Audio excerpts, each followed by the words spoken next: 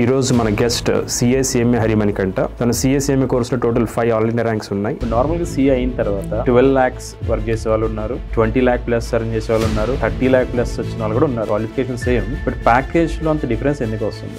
నా మిస్కన్సెప్షన్ చెప్తా సార్. నేను ఏమనుకున్నా అంటే ఫైనల్ క్వాలిఫై అయిన తర్వాత అకాడమిక్ గా ఎవ్రీథింగ్ ఈజ్ సౌండ్, నేను వెళ్ళి ఇంటర్వ్యూలో కూర్చుంటే జాబ్ వచ్చేస్తుంది అలా అని చెప్పి నేను ఇంటర్వ్యూస్కి వెళ్ళి అటెండ్ అవ్వడం స్టార్ట్ చేశాను. They were asking about everything around the world, like out of the syllabus, out of the box. Just pass అయితే చాలా, పాస్ అయితే సరిపోద్దని నాకు తెలిసి ఫైనల్లో తప్ప ఇంకెక్కడ దాని రిలవెన్స్ ఉండదు సార్. బిగ్ ఫోర్ ఎక్స్పీరియన్స్ ఎలా ఉంది? ఎవరు ఒప్పుకున్నా ఒప్పుకోకపోయినా big four people have advantage. ఒక స్టూడెంట్ అనేవాడు ఫౌండేషన్ లెవెల్ ఎలా చదువుకోవాలి? మీరు ఫౌండేషన్లో ఉన్నప్పుడు కాన్సెప్ట్ క్లారిటీ అనేది చాలా ఇంపార్టెంట్. మీరు ఎంపీసీ నుంచి రావండి, బైపీసీ నుంచి రావండి, ఎంఈసీ నుంచి రావండి. What you read in intermediate is entirely different in foundation. ఎందుకు యాడ్ చేయాలి, ఎందుకు సబ్ట్రాక్ట్ చేయాలనే కాన్సెప్ట్ మనకు క్లియర్గా అర్థమైతే తప్ప మనం రాయలేం, అప్లై చేయలేం. సిఏ చేద్దాం ఎప్పుడు డిసైడ్ అయ్యో? సిఏ ఎందుకు అనుకున్నావు? My mother's classmate is a chartered accountant, village first chartered accountant ఆయన. I saw his life style, so దానివల్ల నేను మైండ్ లో డిసైడ్ అయిపోయాను నేను సిఏ చేద్దాం ఖచ్చితంగా అని చెప్పి. నీకు వచ్చే రికగ్నిషన్ పాయింట్ కూడా లైక్ ఫ్రెండ్స్ లో కావచ్చు, కజిన్స్, మెయిన్ రిలేటివ్స్, ఇంతకు ముందు ఇప్పటికి చాలా డిఫరెన్స్ కనిపించాలి మరి యాక్చువల్ గా. అవును సార్, ఎవ్రీ మంత్ మా అకౌంట్ లో డబ్బులు పడతానే ఉంటాయి. అట్లా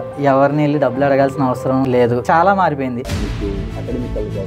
ఫైనాన్షియల్ గా సపోర్ట్ సిఏ పరివారం అని చెప్పి ఒక ఎన్జిఓ ఉంది సార్, డాక్టర్ సంజీవ్ కుమార్ సింగల్ అని చెప్పి. ఈ sponsors merit students from under privileged background. I'm very indebted to that person.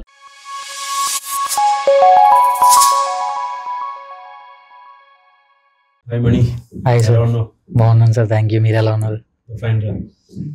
So present work చేసేది DE Shaw and Co, right? Yes sir, DE Shaw and Co. నీకు ఆ జాబ్ ఎలా వచ్చింది? Campus or off campus? So actually ఆ job నాకు off క్యాంపస్లోనే వచ్చింది sir. నార్మల్గా I'm scrolling the LinkedIn, just time పాస్కి అట్లా చూద్దామని చెప్పి సడన్గా పాపప్ అయింది అది. ఓకే. రోల్ అండ్ రెస్పాన్సిబిలిటీస్ నచ్చాయి అండ్ క్రైటీరియా కూడా మ్యాచ్ అవుతుంది నాకు. సో ట్రై చేసా, అప్లై చేస్తే ఏంటి అని చెప్పి. Then I applied. ఒక 15 days తర్వాత కాల్ వచ్చింది నాకు, ఇట్లా అప్లై చేశారు కదా, ఇంటర్వ్యూ ఉంది, you are willing to attend అని చెప్పి. Then I attended 4-5 interviews, then finally got selected there. So క్యాంపస్లో అప్లై చేయలేదా మరి నువ్వు? క్యాంపస్లో అప్లై చేశా సార్, బట్ నేను చూస్ చేసుకున్న కంపెనీస్ దగ్గర చిన్న చిన్న మిస్టేక్స్ చేయడం వల్ల, లైక్ అండ్ ప్రాపర్ ప్రిపరేషన్ లేకపోవడం వల్ల, లైక్ అది రాలేదు. కొంచెం అక్కడ డిసప్పాయింట్ అయిన తర్వాత మిగతా ఇంటర్వ్యూస్కి నేను ప్రిపేర్ అవ్వడం స్టార్ట్ చేశాను సార్ యాక్చువల్లీ. ఓకే, అంటే నీ క్యాంపస్ కన్నా ఆఫ్ క్యాంపస్ మంచిగా వచ్చిన? యా, క్యాంపస్ కన్నా ఆఫ్ క్యాంపస్ చాలా మంచిగా వచ్చింది sir. Almost there is a difference, 15-20% difference ఉంది క్యాంపస్ కన్నా. సో లైక్ 15-20% డిఫరెన్స్ ఉన్నప్పుడు ఎనీ డే తీసుకుంటాం కదా sir. So like blessing in disguise. And ఇప్పుడు నీ జాబ్ రోల్ ఎలా ఉంటుంది, ఏంటి డిపార్ట్మెంట్ కానీ? ఆర్ సో జాబ్ రోల్ వచ్చేసినది US tax sir. Okay. So the company is based in US. So investments చేస్తూ ఉంటారు వాళ్ళు. దానికి సంబంధించిన ట్యాక్స్ కంప్లైన్సెస్ అవన్నీ హ్యాండిల్ చేయడానికి ఇండియాలో టీం ఉంటుంది. సో ఆ రోల్లో పనిచేస్తుంటారు sir, majorly on US tax, nothing else. నువ్వు జాయిన్ అయ్యి ఎన్ని 2 months అయిందా? ఎస్ సార్, 1.5 month 2 months అవుతుంది. సో మంచిగా అనిపిస్తుంది? యాజ్ ఆఫ్ నౌ తో feeling better sir, relaxed. Coming from big four background, moving in to different కంపెనీస్లో కల్చర్ డిఫరెన్స్ ఉంటుంది, ఎన్విరాన్మెంట్ డిఫరెంట్ ఉంటుంది, వర్క్ డిఫరెంట్ ఉంటుంది, and different in better way comparatively. Okay. So all good sir. Nice. And ఇంకా మీ family గురించి చెప్పమ్మా, మీది ఎక్కడ proper family background ఏంటి కొంచెం? సో బేసికలీ మాది రాజమండ్రి దగ్గర చిన్న పల్లెటూరు సార్, మల్లవరం అని చెప్పి. చాలా దూరంగా ఉంటుంది, ఎవరు వినుండదు. అక్కడితో ఒక పల్లెటూరు. మా నాన్నగారు వ్యవసాయం చేస్తుంటారు, is a farmer. My mother is a home maker and నాకు ఒక యంగర్ సిబ్లింగ్ సిస్టర్ ఉన్నది, she is preparing for cat.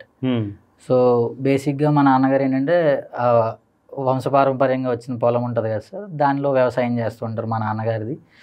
మా బాబాయ్ది, మా అత్తది మొత్తం ఉన్న పొలం అంతా కౌలుకి తీసుకుని టెనెన్సీ పే చేస్తూ వ్యవసాయం చేస్తుంటారు సార్. ఆల్మోస్ట్ 3-4 acres అట్లా వ్యవసాయం చేస్తూ ఉంటారు. అమ్మ 10th వరకు చదువుకున్నారు. 10th వరకు చదువుకున్న తర్వాత 10thలో స్కూల్ ఫస్ట్ వచ్చారు అమ్మ. సో స్కూల్ ఫస్ట్ వచ్చారని చెప్పి మా తాతయ్య గిఫ్ట్ ఇచ్చారనమాట మా డాడీని. సో పెళ్ళి అయిపోయింది, 16 yearsకి పెళ్ళి అయిపోయింది మా అమ్మకి. 18 years కొడుకు పుట్టేశాడు. అక్కడి నుంచి అలా మెల్లగా జర్నీ స్టార్ట్ అవుతూ వచ్చింది సార్. నేను చెల్లి ఇద్దరం, అమ్మ నాన్న, చిన్న ఫ్యామిలీ, ఒక చిన్న ఇల్లు, అంతే సార్. ఓకే. ఓకే. అండ్ బేసిక్గా స్టార్టింగ్లో మేము ఒక చిన్న రెంటెడ్ ఇంట్లో ఉండేవాళ్ళం. 100 రూపీస్ పే చేసాం. జస్ట్ ఒక 3 ఫ్లోర్స్ అదే 3 రూమ్స్ ఉంటాయి సార్ అట్లా స్ట్రైట్గా. నార్మల్ సొసైటీ బిల్డింగ్స్ టైప్ ఉంటాయి కదా సార్, లైక్ 3 ఉండి స్ట్రైట్ రూమ్స్ ఉంటాయి, అలాంటి రూమ్లో ఉండేవి. 100 రూపీస్ అట్లా ఉండేది. సో రెంట్ పే చేయడానికి కూడా మనకు కొంచెం కష్టంగా ఉండేది. అది అప్పట్లో నాన్నగారి వ్యవసాయం అంత బాగుండేది కాదు, డబ్బులు వచ్చేవి కాదు. అమ్మ అట్లా మిషన్ కుడుతూ అలా పనిచేస్తూ కొంచెం డబ్బులు సంపాదించేవాళ్ళు. ఇంక చదివించడం స్టేజ్కి వస్తే మనకి కొంచెం కష్టంగానే ఉండేది సార్ స్టార్టింగ్ నుంచి. తర్వాత మెల్లగా నేను మూవ్ అవుతూ ఈ స్టేజ్ వరకు వచ్చేసాం. అండ్ స్కూలింగ్ ఎక్కడి నుంచి అసలు? స్కూలింగ్ గురించి చెప్పు ఒకసారి. ఎక్కడ చదువుకున్నావు? తెలుగు మీడియమా, ఇంగ్లీష్ మీడియమా, ప్రైవేట్ స్కూలా, గవర్నమెంట్ స్కూలా? కొంచెం డీటెయిల్గా నీ స్కూలింగ్ గురించి. సో మా ఫాదర్ ఏం చదువుకోలేదు సార్. మా అమ్మ లిటరేట్, 10th వరకు చదువుకున్నారు వాళ్ళు. సో మా అమ్మకు బాగా ఇంట్రెస్ట్ చదివించడం అంటే, చదువు మీద చాలా ఇంట్రెస్ట్. సో అందుకని చెప్పి మనం ఎలా ఉన్నా పర్లేదు, పిల్లలు మాత్రం బాగా చదివించాలి అని చెప్పి మా అమ్మకి ఎప్పటి నుంచి ఉన్నది. సో స్టార్టింగ్లో ఒక కాన్వెంట్లో జాయిన్ చేశారు ఇంగ్లీష్ మీడియంలో. సో ఇంగ్లీష్ వస్తే బాగుంటుంది అని చెప్పి.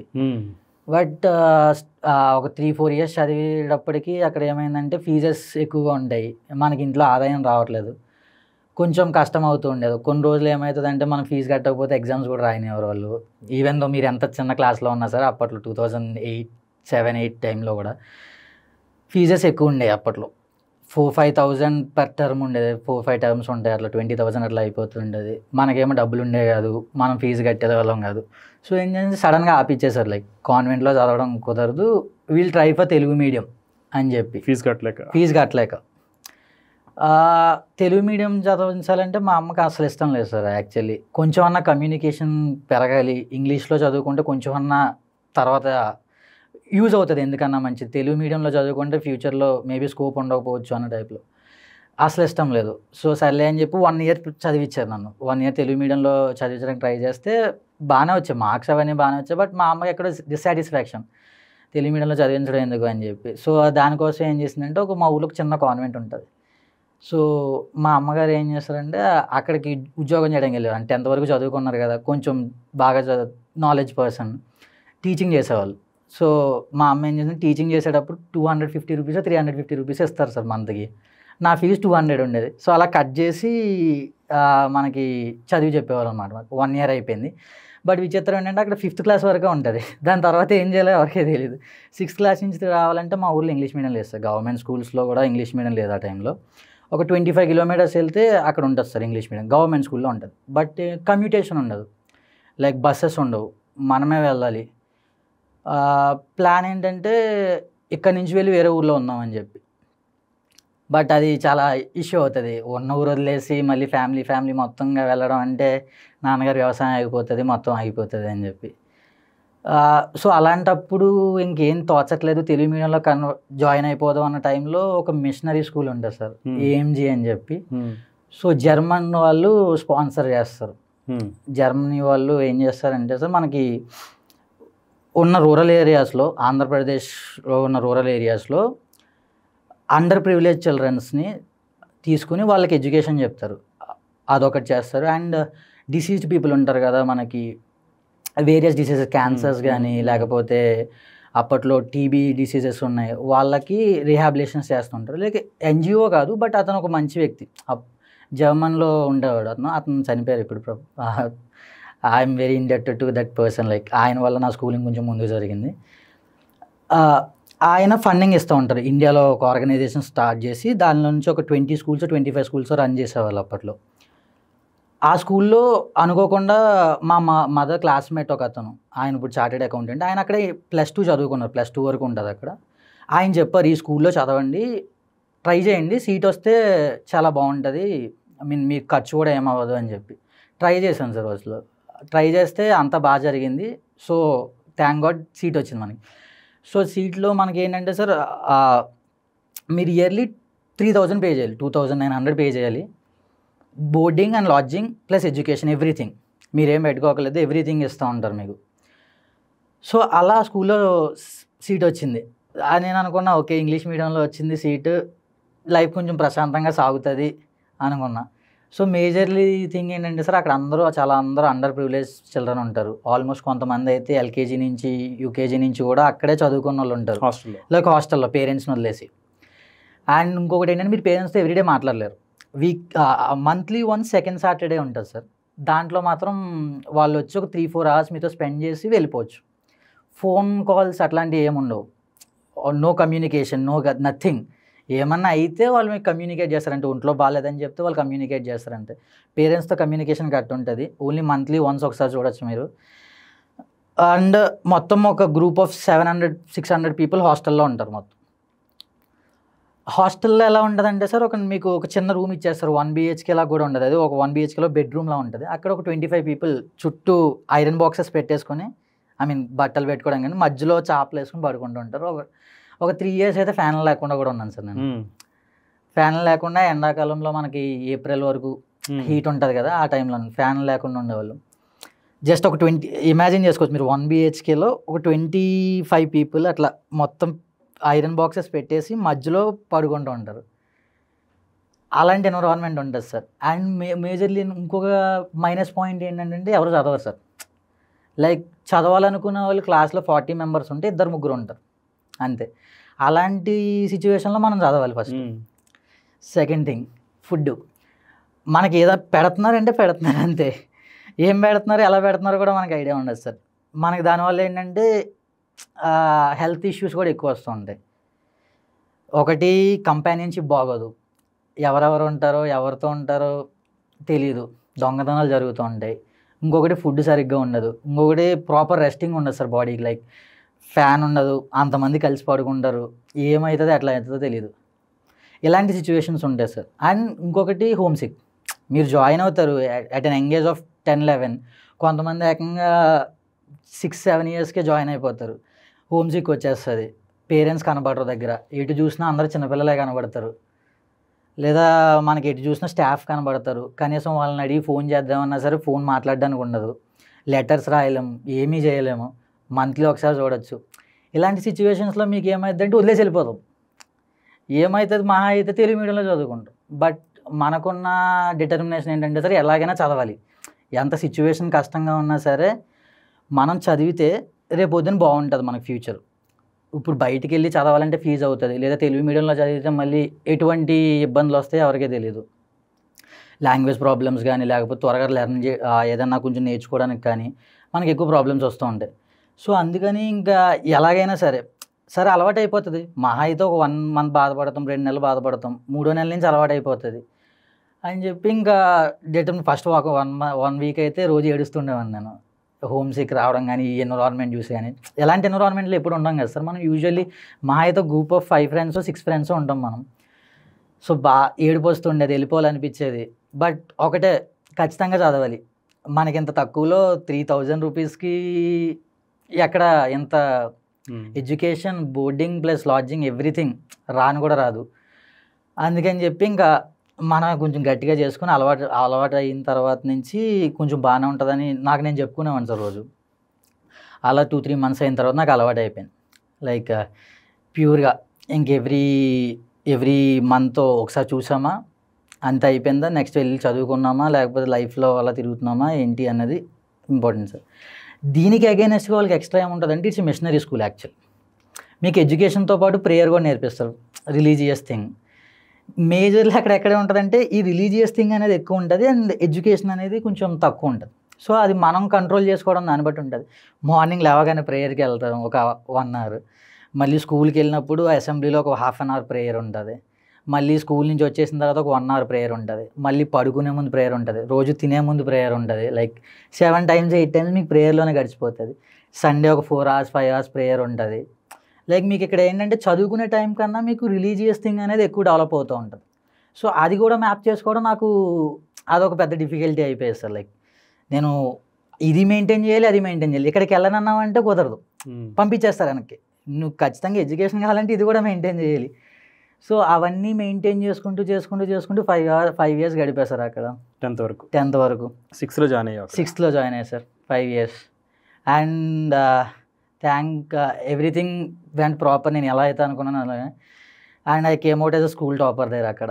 ఇప్పుడు కూడా అక్కడ స్కూల్కి వెళ్తే నా పేరు రాసి ఉంటుంది ఆ బ్యాచ్లో. ఓకే. Yes sir. అన్ని ఎన్విరాన్మెంట్లో పడి కూడా అన్ని చూసిన తర్వాత మనకి ఎలాగంటే కొంచెం డిటర్మినేషన్ వస్తుంది సార్.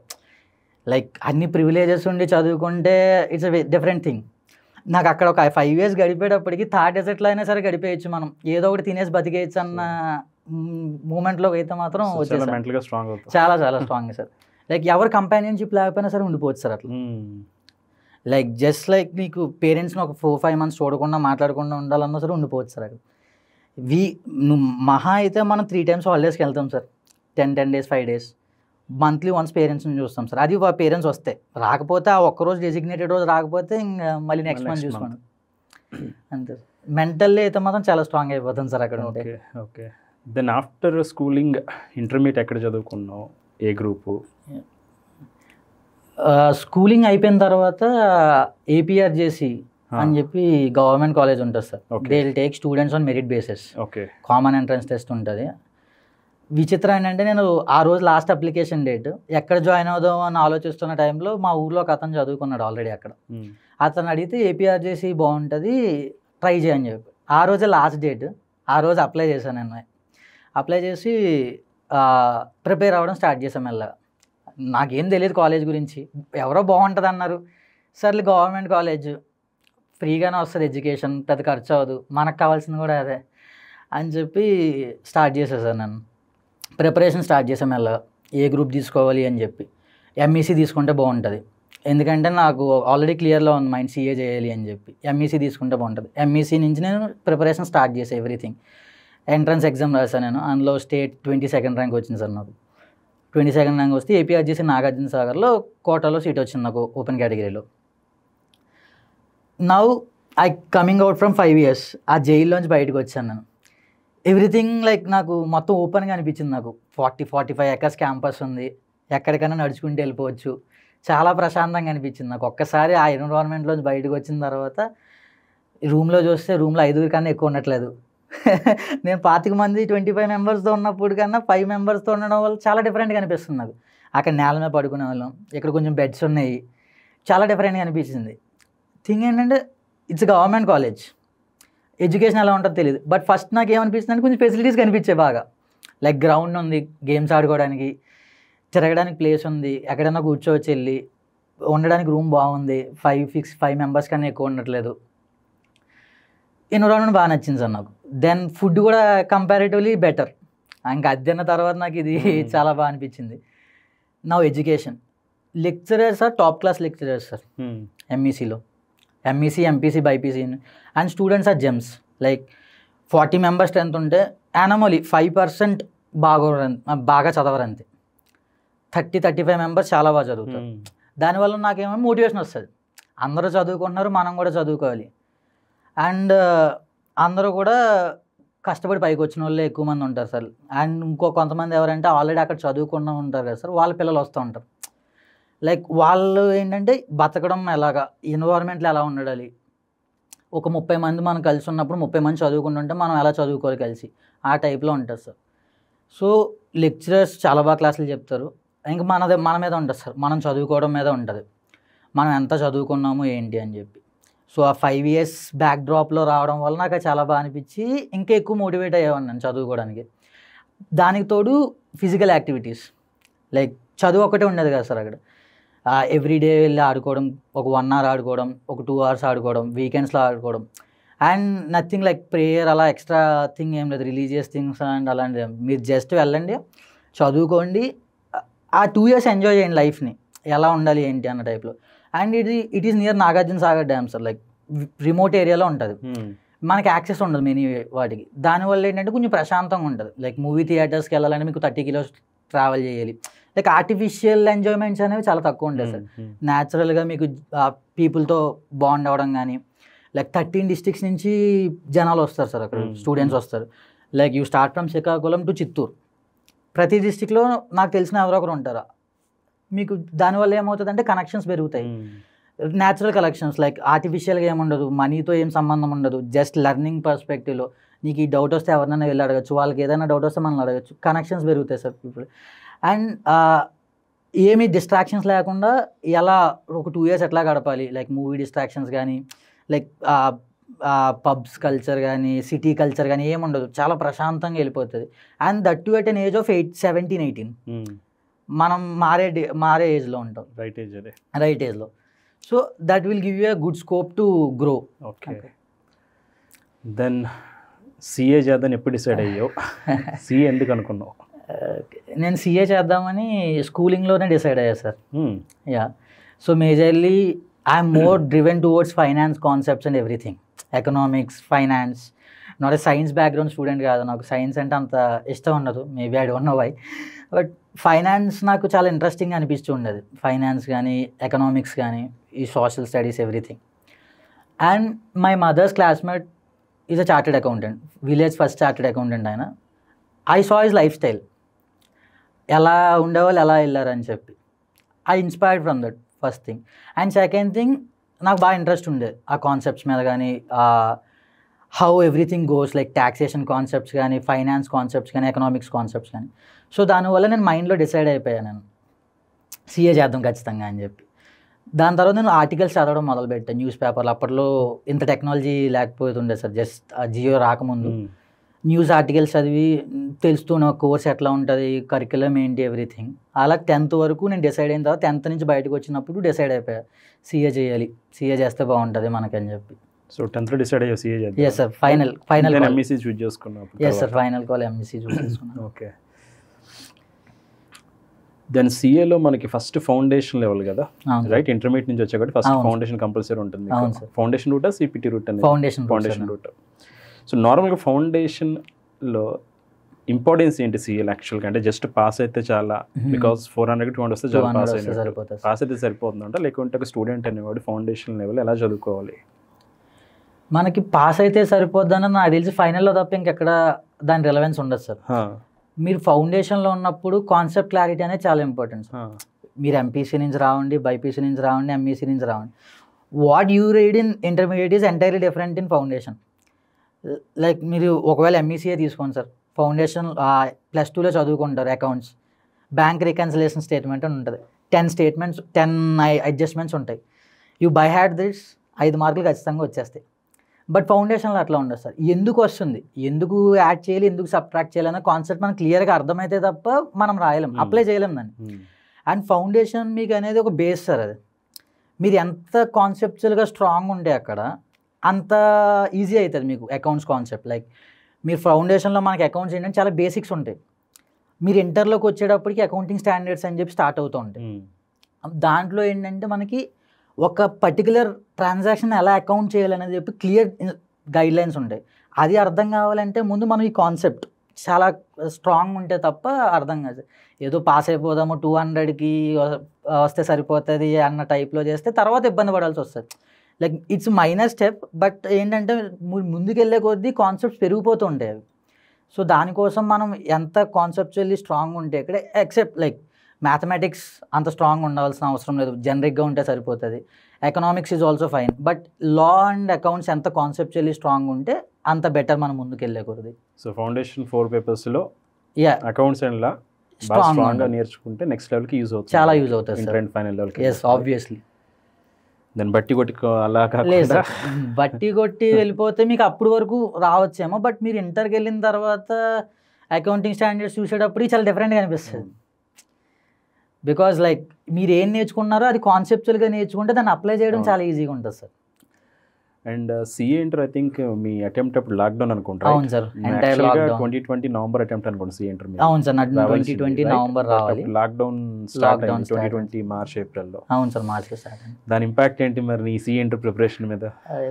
అది యాక్చువల్ చాలా పెద్ద ఇంపాక్ట్ సార్. అది ఎంత దారుణంగా ఉంటుందంటే ఎంటైర్లీ క్లాస్ రూమ్ ఎన్విరాన్మెంట్ నుంచి మారిపోవాలి మొత్తం, ఓన్లీ ఐసోలేటెడ్ ఎన్విరాన్మెంట్. లైక్ మీరు ఒక రూమ్లో కూర్చొని జస్ట్ ఒక స్క్రీన్ మీద కూర్చొని చూస్తే సరిపోతుంది, online. Online. And that to connectivity కూడా చాలా ఇష్యూస్ సార్. అందరూ ఎక్కడికి వెళ్ళిపోయారు, రిమోట్ ఏరియాస్లోకి వెళ్ళిపోయారు, పవర్ కట్స్ ఉంటాయి, లైక్ ఇంటర్నెట్ ఇష్యూస్ ఉంటాయి. మనకు అర్థం కాదు ఫస్ట్, ఎందుకంటే ఫస్ట్ టైం అది. అవును, అప్పటి వరకు క్లాస్ రూమ్ ఎన్విరాన్మెంట్ ఒక 100 మెంబర్స్ 60 మెంబర్స్ 40 మెంబర్స్ ఉన్నప్పుడు వినేది ఒకలా ఉంటుంది, ఇంటరాక్షన్ ఒకలా ఉంటుంది, లెక్చరర్స్ని డైరెక్ట్గా చూడొచ్చు. సడన్గా మనకేమవుతుందంటే మారిపోయింది మొత్తం. ఐ మీన్ చాలా చేంజెస్ వచ్చాయి కోవిడ్ వల్ల. బట్ ఇది ఒకటి ఎడ్యుకేషన్ ఒకటి చాలా దారుణంగా మారిపోయింది సార్. మనం డౌట్ అడగాలన్నా సరే అడగలేము. జస్ట్ ఒక మెసేజ్ రాస్తాం, మెసేజ్ రాసినప్పుడు మేబీ మనం అనుకున్నది వేరేలా కన్వే అవ్వచ్చు. అదే డైరెక్ట్ వర్బల్ కమ్యూనికేషన్ అయితే చాలా డిఫరెంట్గా ఉంటుంది సార్. అండ్ లెర్నింగ్ మనం తీసుకునేది ఏంటంటే క్లాస్ మానిటర్ పెట్టుకున్నా లేకపోతే ల్యాప్టాప్ మొబైల్ పెట్టుకునే వింటాం. అటు ఇటు చూడడమో లేకపోతే డిస్టర్బెన్సెస్ ఏంటని ఏదో ఒక డిస్టర్బెన్స్ వస్తూ ఉంటుంది, ఖచ్చితంగా వినలేం మనం. అబ్జార్ప్షన్ స్కిల్స్ అనేవి మనకి చాలా దెబ్బతింటాయి సార్ అప్పట్లో. సో కోవిడ్ వల్ల ఏంటంటే ఫస్ట్ ఎన్విరాన్మెంట్ వెళ్ళి చాలా డిఫరెంట్ చేంజెస్ వస్తాయి sir. Like class room environment నుంచి ఐసోలేటెడ్ ఎన్విరాన్మెంట్కి వెళ్ళిపోతాం మనము. అండ్ మనకి ఏమనిపిస్తుంది అంటే ప్రొక్రాస్టినేషన్ పెరిగిపోతుంది. రికార్డెడ్ క్లాసే కదా ఎప్పుడైనా విన్నాం, పోస్ట్పోన్ ప్రొక్రాస్టినేషన్ పెరిగిపోతుంది. అండ్ ఎగ్జామ్స్ రాయడానికి కష్టంగా ఉంటుంది. Like practice exams weekly exams రాయడానికి కష్టంగా ఉంటుంది. అండ్ ఇంకా లెక్చరర్ ఇంటరాక్షన్, స్టూడెంట్ ఇంటరాక్షన్ అనుకోండి. ఫర్ ఎగ్జాంపుల్ ఎవరైనా డౌట్ అడిగితే అదే డౌట్ మనకు వస్తే వాడిని వెళ్ళి మనం క్లారిఫై చేసుకోవచ్చు, డిస్కస్ చేసుకోవచ్చు. గ్రూప్ డిస్కషన్స్ మిస్ అవుతూ ఉంటాయి. లైక్ చాలా మేజర్ ఇంపాక్ట్ అయితే ఉంటుంది సార్. ఎఫిషియన్సీ కూడా పడిపోతుంది సార్ దారుణంగా, చాలా దారుణంగా సార్. అండ్ మేమున్న విలేజ్లో పవర్ కట్స్ యూజువల్లీ ఎక్కువ ఉండేవి. అండ్ నెట్వర్క్ కనెక్టివిటీ కూడా కొంచెం ఇబ్బంది ఉండేది. సో దానివల్ల ఇష్యూస్ చాలా దారుణంగానే ఇబ్బంది. సో క్లాసెస్ వినడానికి ఇబ్బంది అయితే అయ్యింది సార్ అప్పట్లో. And after C inter then you join in to big four, right? Articleship big ఫోర్లో జాయిన్ అయ్యారు. బిగ్ ఫోర్ ఎక్స్పీరియన్స్ ఎలా ఉంది? Big four experience is very good learning thing sir. I join EY Ernst and Young LLP in November 2021. అయిపోయింది, CA inter అయిపోయింది. ఒక 1 month 2 months తర్వాత ఆర్టికల్షిప్ చేద్దామని స్టార్ట్ చేశాను. Major goal is like big ఫోర్లోకి వెళ్ళాలి నేను. ఎందుకు బిగ్ ఫోర్ అంటే నా ఎయిమ్ క్లియర్ ఉంది. I have to get in to a జాబ్కి వెళ్ళాలంటే big four people have advantage. That's truth. ఎవరు ఒప్పుకున్నా ఒప్పుకోకపోయినా big four people have advantage. Like you both have same set of skills. నువ్వు medium సైజ్లో పనిచేసి బిగ్ ఫోర్లో పనిచేస్తే బిగ్ ఫోర్ వాళ్ళకే ప్రిఫరెన్స్ ఇస్తారు సార్. రెజ్యూమ్ షార్ట్ లిస్ట్ చేయడం కానీ ఏదైనా సరే బిగ్ ఫోర్ వాళ్ళకి ప్రిఫరెన్స్ ఉంటుంది. ఎందుకంటే వాళ్ళు ఆల్రెడీ కల్చర్కి అలవాటు పడి ఉంటారు కాబట్టి. సో నేను అనుకున్నా నా జాబ్ ఈజ్ మై ఎయిమ్, ఖచ్చితంగా బిగ్ ఫోర్లోనే జాయిన్ అవ్వాలి. I applied through big fours. నా బిగ్ ఫోర్లోకి వెళ్ళిన తర్వాత మీకు చూస్ చేసుకోవాలి సార్, ఏ డిపార్ట్మెంట్లోకి వెళ్దాం అనుకుంటున్నాం. మీడియం సైజ్ ఫామ్లో ఏ డిపార్ట్మెంట్లోకి వెళ్దాం అనుకునేది ఏముండదు, అన్నీ పనిచేస్తాం everything. Big four is specialisation thing. ఏ డిపార్ట్మెంట్లోకి వెళ్దాం అనుకున్నాం. నాకు ట్యాక్స్ అంటే చాలా ఇంట్రెస్ట్ సార్, ట్యాక్సేషన్ కాన్సెప్ట్స్ అంటే. సో ట్యాక్స్ నేర్చుకుందామని చెప్పి నేను అప్పుడు కార్పొరేట్ ట్యాక్స్లోకి వెళ్ళాను. So entirely on companies income tax. మొత్తం 3 years నేను అక్కడే ఉన్నా. అది మేజర్ థింగ్. సెకండ్ థింగ్ వచ్చి మానిటరీ బెనిఫిట్స్. లైక్ బిగ్ ఫోర్లో చేస్తే మీకు స్టైఫండ్ ఎక్కువ వస్తుంది కంపారిటివ్లీ. అండ్ మీకు మానిటరీగా ఎక్కడ ప్రాబ్లం ఉండదు, మనీ ప్రాబ్లం ఎక్కడ ఉండదు. మీరు లీవ్లో ఉన్నా సరే స్టైఫండ్ పే చేస్తారు, లీవ్లో లేకపోయినా సరే స్టైఫండ్ పే చేస్తారు. అండ్ మీరు ఒకవేళ క్వాలిఫై అయిపోతే ఏ రోజు క్వాలిఫై అయిపోయారు అక్కడి నుంచి రివైజ్డ్ స్టైఫండ్ పే చేస్తారు. The benefits like. అండ్ అక్కడే కంటిన్యూ అవుదాం అనుకుంటే మీకు ఫ్రెషర్స్ కన్నా ఒక 2 lakhs ఎక్స్ట్రా వస్తుంది, ప్రమోషన్స్ ఫాస్ట్గా వస్తాయి. So they have many benefits doing in big four. అది సెకండ్ థింగ్. మూడోది కల్చర్ సార్. కల్చర్ ఏంటంటే మీకు కమ్యూనికేషన్ అనేది చాలా ఇంప్రూవ్ అవుతుంది. నాకు స్టార్టింగ్లో తెలుగు ఇంగ్లీష్ మేనేజ్ చేయగలం. సో అది ఓన్లీ మనం 1-on-1 మాట్లాడుతున్నప్పుడు లేదా అలా. బిగ్ ఫోర్లో చేయడం వల్ల you can address 4-5 people and you speak to clients also. Like major clients మాట్లాడుతుంటారు, మీరు చిన్న వాళ్ళతో ఏం మాట్లాడరు, మేజర్ పీపుల్తోనే మాట్లాడుతుంటారు, పెద్ద క్లయింట్స్ ఉంటారు. దానివల్ల మీకు అదర్ పర్స్పెక్టివ్ కూడా తెలుస్తూ ఉంటుంది. And you work on big things, right? చిన్న పనులు అయితే అవి వస్తాయి, బట్ మేజర్ థింగ్స్ కూడా ఎక్కువ వస్తూ ఉంటాయి సార్. సో నాలెడ్జ్ బేస్ కూడా ఎక్కువ ఉంటుంది. ఈ 4 వల్ల బిగ్ ఫోర్ ఈజ్ జాబ్కి వెళ్ళడానికి ఎక్స్పీరియన్స్ బెటర్గా ఉంటుంది. బిగ్ ఫోర్ మానిటరీగా కూడా చాలా ఎక్కువ, స్టైఫండ్ కూడా ఎక్కువ, కమ్యూనికేషన్, కార్పొరేట్ కల్చర్ ఇవన్నీ కూడా అలవాటు అవుతాయి. నువ్వు ఇనిషియల్గా స్టార్ట్ చేసింది CA కదా? అవును సార్. సో మధ్యలో మరి CMA ఇప్పుడు ఎందుకు యాడ్ చేసుకున్నావు దానికి? సో CMA ఏంటంటే సార్ యాక్చువల్లీ నాకు ఏం అండర్ గ్రాడ్యుయేషన్ చేయలేదు నేను. అండ్ ఇంకొకటి బ్యాకప్, ఏదో ఒక బ్యాకప్ ఉండాలి. ఇఫ్ థింగ్స్ టేక్ సౌత్ ఏదో ఒకటి చేయాలి కదా నేను. అట్లీస్ట్ ఒక వేరే కోర్స్ ఉండాలి. అండ్ ఇంకొకటి ఏంటంటే కోర్స్ కరికులం చూసాను నేను, almost whatever syllabus is there 60 to 80% are same. అప్పుడు నేను ఎక్స్ట్రా ఎఫెక్ట్ కూడా ఎక్కువ పెట్టాల్సిన అవసరం లేదు. మేజర్లీ ఏంటంటే మహా అయితే ఒక 50,000 ఎంటైర్ కోర్స్ ఫీజ్ పే చేస్తాను నేను అంతే. దానికి నాకు ఎక్స్ట్రా క్వాలిఫికేషన్ వస్తుంది. సో దానివల్ల ఏమైందంటే నాకు 2 reasons. ఒకటి బ్యాకప్ పనిచేస్తుంది, రెండోది ఎక్కువ ఎక్స్ట్రా ఎఫెక్ట్ పెట్టకుండానే ఒక క్వాలిఫికేషన్ వస్తుంది నాకు. సో దానివల్ల నేను CA + CMA చేయడానికి ట్రై చేశాను సార్. సో ఎక్స్ట్రా ఎఫర్ట్ అంటే CA చదువుతున్నా కాబట్టి ఇంకా CMAకి little effort exam days prepare అయ్యి ఒక 1 week or exam days prepare అయితే ఆల్మోస్ట్ మీకు ర్యాంక్ కూడా వచ్చేస్తుంది సార్. ఆల్మోస్ట్ CA చదివిన తర్వాత ఐ మీన్ CA పర్ఫెక్ట్గా చదివిన తర్వాత వచ్చేస్తుంది sir. And what about friends? CA ఇప్పుడు ఇలాంటి ప్రొఫెషనల్ కోర్స్ చదువుతున్నప్పుడు ఫ్రెండ్స్ ఇంపాక్ట్ ఎలా ఉంటుంది? లైక్ ఇప్పుడు నీ కాలేజ్ ఫ్రెండ్స్ ఉంటారు, సేమ్ కోర్స్ అదే ఫ్రెండ్స్ ఉంటారు కదా, ఎలాంటి ఫ్రెండ్స్, ఎలాంటి సర్కిల్ ఉంటే బెటర్గా ఉంటుంది? సో బేసిక్గా ఫ్రెండ్స్ చాలా ఇంపార్టెంట్ రోల్ ప్లే చేస్తారు సార్ మనకి. ఏ ప్రోగ్రెషన్లో అయినా సరే, ఏ కెరియర్ ప్రోగ్రెషన్లో అయినా సరే ఫ్రెండ్స్ చాలా ఇంపార్టెంట్ రోల్ ప్లే చేస్తారు. మనకి స్టార్టింగ్లో నేను ఫౌండేషన్కి జాయిన్ అయినప్పుడు almost 15 people we're friends sir. So అందరూ చదువుకుంటున్నారు కాబట్టి కలిసి స్టడీ హాల్స్కి వెళ్ళడము, కలిసి క్లాసెస్కి రావడము, ఆ ఎన్విరాన్మెంట్ చాలా బాగుంటుంది. మనకి ఫీలింగ్ కూడా బాగుంటుంది. ఒకవేళ 14 మంది వెళ్తున్నారు, మనం ఒక్కరమే రూమ్లో పడుకున్నాం అనుకోండి, గిల్ట్ ఫీలింగ్ వస్తుంది మనకి. So majorly it's motivation. చదువుకునే ఫ్రెండ్స్ ఉంటే, మనతో పాటు మోటివేట్ ఉన్న ఫ్రెండ్స్ ఉంటే చాలా ఇంపార్టెంట్. ఫౌండేషన్ తర్వాత ఆల్మోస్ట్ ఒక 2-3 people ఆగిపోయారు అక్కడే. సో 10 అయింది సర్కిల్, తర్వాత కోవిడ్ వచ్చింది, సర్కిల్ చిన్నదవుతూ స్టార్ట్ చేసింది. అండ్ ఫైనల్కి వచ్చేటప్పటికి నేను ఒక్కనే చదువుకున్నాను. నాకు బ్యాచ్లో ఫస్ట్ ఫైనల్ అటెంప్ట్ ఇచ్చింది నేనే సార్. ఎవరూ లేరు, నేను ఒక్కనే చదువుకోవాలి. అప్పుడు నాకు కొంచెం ఏమనిపిస్తుంది అంటే సార్, లైక్ కొంచెం డిమోటివేట్ అయిపోతాం. లేదంటే మనకు కొంచెం లేజినెస్ వచ్చేస్తుంది మనకి. ఈరోజు కాదు రేపు చేద్దాం అన్న టైప్లో. అదే ఒక 2-3 రేపు వెళ్దాం అన్నాడు అనుకోండి సార్, మనం వెళ్ళిపోతాం. సర్లే ఏమని పడుకుంటాం, 1 గంటే కదా పడుకుంటామని చెప్పి. అదే ఎవరు లేరు అనుకుంటాం. లైక్ ఎంత మోటివేట్ చేసే ఫ్రెండ్స్ ఉంటే అంత ఇంపాక్ట్ అయితే క్రియేట్ అవుతుంది సార్. లైక్ సినర్జీ డెవలప్ అవుతుంది సార్. లైక్ పాజిటివ్గా వాళ్ళు వైబ్స్ ఇస్తూ ఉంటే మనకి చాలా హెల్ప్ అవుతుంది. అదే లేదు తిరుగుదాము లేదా అలా ఉన్నప్పుడు ఈ కోర్స్లో కొంచెం ఇబ్బందిగా ఉంటుంది సార్. ఎందుకంటే ఈ కోర్స్ ఏంటంటే it will take everything out of you. ఒక 6 months నువ్వు స్టాండర్డ్గా ఒక 10 hours అట్లా కూర్చొని చదివేటప్పటికి మొత్తం ఏముండదు సార్, ఎనర్జీ అట్లా ఉండదు. అలాంటప్పుడు బయటికి వెళ్ళిపోదాం అన్నప్పుడు ఖచ్చితంగా వెళ్ళిపోవాలనిపిస్తుంది. అలా కాదు, లేదు ఇంకొక 1 hour చదువుదాము, ఇది కంప్లీట్ అయిపోతుంది అని మోటివేట్ చేసే ఫ్రెండ్స్ ఉన్నారు అనుకోండి సార్, ఖచ్చితంగా it will make a difference. Like 300కి 305కి డిఫరెన్స్ అదే రావచ్చు సార్ ఒక్కొక్కసారి. చాలా ఇంపార్టెంట్ రోల్ ప్లే చేస్తారు. We have to choose wisely. ఎవరిని చూస్ చేసుకుంటున్నాం అన్నది, లైక్ నీతో పాటు ఎదుగుదాం అనుకున్నామని చూస్ చేసుకుంటున్నావా, లేకపోతే ఎలా అయినా పర్లేదు నాకు చాలా బ్యాకప్ ఉన్నాయి, ఫస్ట్ ఎంజాయ్ చేద్దాము, లైఫ్ మళ్ళీ రాదు అన్నోని చూస్ చేసుకుంటున్నాం అన్నది చాలా కేర్ఫుల్గా ఉండాలి సార్. ఎందుకంటే 21-22కి మీరు ఫైనల్ అటెంప్ట్ రావడానికి దగ్గరికి వస్తారు. ఆ ఏజ్ అనేది చాలా డిఫరెంట్గా ఉంటుంది. సో అలాంటప్పుడు చాలా జాగ్రత్తగా ఉండాలి సార్. సో మనతో పాటు చదివేవాడు ఎస్ సార్ ఉంటే మనం కూడా బాగా చదువుతాం. Yes sir, obviously. మనతో ఉన్న ఫ్రెండ్ పదరా బయట తిరుగుతా ఉన్నాం అనుకో, ఆటోమేటిక్ మనం కూడా ఒక రోజు కాకపోయినా అంటే ఎంతకాలం మనం హోల్డ్ చేసుకుంటాం సార్. అండ్ ఇంకొకటి సోషల్ ఇంపాక్ట్. వీడు తిరగట్లేదురా అన్న బయట సోషల్ ఇంపాక్ట్ పెరిగిపోతుంటుంది మనం. వీడు అసలు లైఫ్ ఎంజాయ్ చేయట్లేదు, ఏం చేయట్లేదు, జనాలు ఊరుకుంటారు కదా సార్. అది ఇంకోటి ఏమవుతుందంటే ఫ్యాకల్టీ చెప్పినా పేరెంట్స్ చెప్పినా వీక్లీ వన్స్ మంత్లీ వన్స్ చెప్తారు ఇలా చదువుకోవాలి. బట్ డే మొత్తం నీతో ఉండేది ఎవరు అంటే నీ ఫ్రెండ్స్ ఆల్మోస్ట్ సార్. సో వాళ్ళ ఇంపాక్ట్ ఎక్కువ ఉంటుంది డెఫినెట్గా, రైట్? అంతే సార్. పేరెంట్స్తో మహా అయితే ½ an hour మాట్లాడుతాం, ఫ్యాకల్టీతో 1.5 hour క్లాస్లో ఉంటాం అంతే.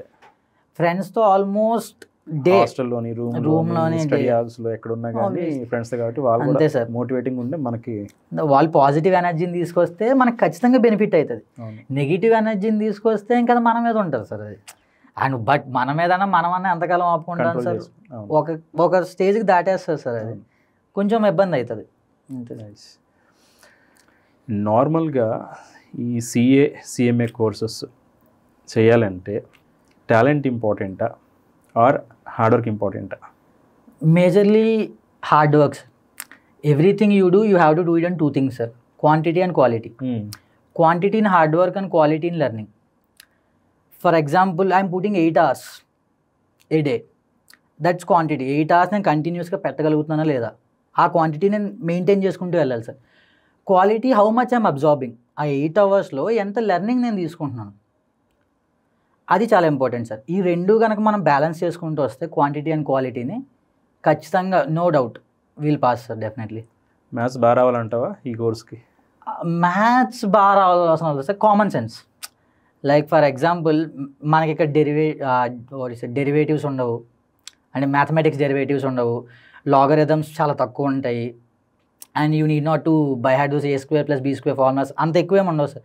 సో బేసిక్లీ మీకు ఎట్లాంటి ప్రాబ్లమ్స్ ఉంటాయంటే, నాకు 80% మార్జిన్లో ఇంత ప్రాఫిట్ వస్తుంటే 120% మార్జిన్కి ఎంత వస్తుంది, 100% is this cost and 80% is which, అలా జస్ట్ బేసిక్ క్యాలిక్యులేషన్స్ ఉంటాయి సార్ మనకి. యాక్చువల్లీ 1.5 అవర్స్కి నాకు ఎంత కాస్ట్ అవుతుంటే 1 అవర్కి ఎంత కాస్ట్ అవుతుంది, like basic multiplications and divisions వస్తే సరిపోతుంది సార్. అంతకుమించి మీరు మొత్తం ఇంటర్మీడియట్లో చదువుకున్నట్టు 1B 1A బైనామియల్ థియరమ్ ఏం అవసరం లేదు సార్. జస్ట్ బేసిక్ మ్యాథమెటిక్స్ వస్తే ఎవ్రీథింగ్ ఈజ్ ఫైన్. ఎందుకంటే you're playing with numbers. Ultimately CA ఏంటంటే నెంబర్స్తో ప్లే చేస్తాం మనం. నెంబర్స్తో ప్లే చేసినప్పుడు వాటి రిలేషన్స్ కోసం మనం ఏం చేయాలి, మల్టిప్లికేషన్స్ డివిజన్స్ అవి ఇంపార్టెంట్ కదా సార్. అవి ఎడిషన్స్ అండ్ సబ్ట్రాక్షన్స్ ఎవరికైనా వస్తాయి, ఓన్లీ మల్టిప్లికేషన్స్ అండ్ డివిజన్స్ వరకు వస్తే సరిపోతుంది సార్, ఎక్కువ ఏం అవసరం లేదు. నైస్. అండ్ ఇప్పుడు నార్మల్గా నీకు సిఏలో 3 ర్యాంకులు వచ్చినాయి, ఫౌండేషన్, ఇంటర్, ఫైనల్. సిఎంఏలో 2 ర్యాంకులు వచ్చినాయి, inter and final. Because CMA foundation rank ఇవ్వడు, వచ్చిండే. సో ఒక స్టూడెంట్ ర్యాంక్ రావాలంటే ఎలా చదువుకోవాలి, పాస్ అవ్వాలంటే ఎలా చదువుకోవాలి? బికాస్ ర్యాంక్ అనేది ఆల్ ఇండియా లెవెల్ 50 ర్యాంక్స్ ఇస్తారు. అవును సార్, అంతమందికి వస్తాయి. అవును సార్. బట్ 99% మిగిలిన వాళ్ళందరూ పాస్ అవడానికి చదివేవాళ్ళే. అవును సార్. ఒక యావరేజ్ స్టూడెంట్ పాస్ అవ్వాలంటే ఎలా ఉండాలి, ఎలా ప్రిపేర్ కావాలి? సో ర్యాంక్ రావాలంటే ఎలా ప్రిపేర్ అవ్వాలి? సో మేజర్లీ ర్యాంకర్స్ అనేది 1% క్లబ్ సార్. అది ఎవ్రీ అటెంప్ట్లో 1% కన్నా తక్కువ వస్తారు ర్యాంకర్స్. ఆబ్వియస్లీ 20,000 క్వాలిఫైయర్ అనుకోండి sir, for example 80 people rankers వస్తారు, 90 పీపుల్ వస్తారు. 10,000 అయితే ఒక 70-60 వస్తారు. 1% క్లబ్ సార్ అది. సో మీరు ఏ ప్రొఫెషన్ అన్నా ఏదైనా తీసుకోండి, 1%లోకి వెళ్ళాలంటే మీరు చాలా హార్డ్ వర్క్ చేయాలి sir. Hard work is very much important. And how you are approaching it. Like నాకు ర్యాంక్ రావాలి అని నేను ముందే అనుకుంటున్నాను అనుకోండి సార్, బేసిక్గా మన స్టడీ ఎథిక్ ఫాలో అవ్వాలి. నేను ర్యాంక్ రావాలి అనుకుంటే వచ్చేది సార్, అది నేను ఏం చేయాలి, ఎవ్రీథింగ్ని ఒక ప్రాసెస్లో ఫాలో అవుతూ వెళ్ళాలి. లైక్ కంటిన్యూస్గా I need to put some hours, like in hours చదవాలి, నేను ఏమేమి చదవాలి. లైక్ ర్యాంక్ రావాలి అంటే మీరు ఎవ్రీథింగ్ పర్ఫెక్ట్ ఉండాలి సార్. లైక్ మీకు 70% మార్క్స్ వస్తేనే ర్యాంక్ వస్తుంది యూజువల్లీ. 70% రావాలి అంటే మీరు ఎంత పర్ఫెక్ట్గా చదవాలి. సిఏ ఎగ్జామ్స్లో పర్ఫెక్షన్ రావాలంటే ప్రాక్టీస్, కాన్సెప్చువల్ క్లారిటీ. ర్యాంక్ రావాలంటే కాన్సెప్చువల్ క్లారిటీ ప్లస్ ప్రాక్టీస్. ఎన్ని క్వశ్చన్స్ వీలైతే అన్ని క్వశ్చన్స్ చేయాలి, ఎన్ని ప్రాబ్లమ్స్ సాల్వ్ చేయాలి, ఎక్కువ క్వశ్చన్స్, ఎంత కాన్సెప్ట్ వీలైతే అంత కాన్సెప్ట్ని అబ్జర్వ్ చేసుకోవాలి మనం.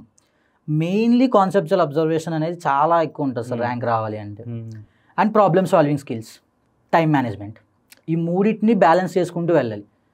Coming to this 99% or almost 99.5% pass అవ్వాలి, నాట్ ర్యాంక్ అనుకున్నప్పుడు మనం ఒక సెట్ ఆఫ్ డిసిప్లిన్ ఫాలో అవ్వాలి సార్. అక్కడ బేసిక్గా ఒక 8 hours చదివాము, ఒక 6 hours చదివాము, కంటిన్యూస్గా చదువుతూ ఉండాలి 8 hours 6 hours. Gap 1-2 days gap ఇచ్చినా సరే. అండ్ ప్రాబ్లమ్ సాల్వింగ్, ఎక్కువ ప్రాబ్లమ్స్ చేయకూడదు సార్.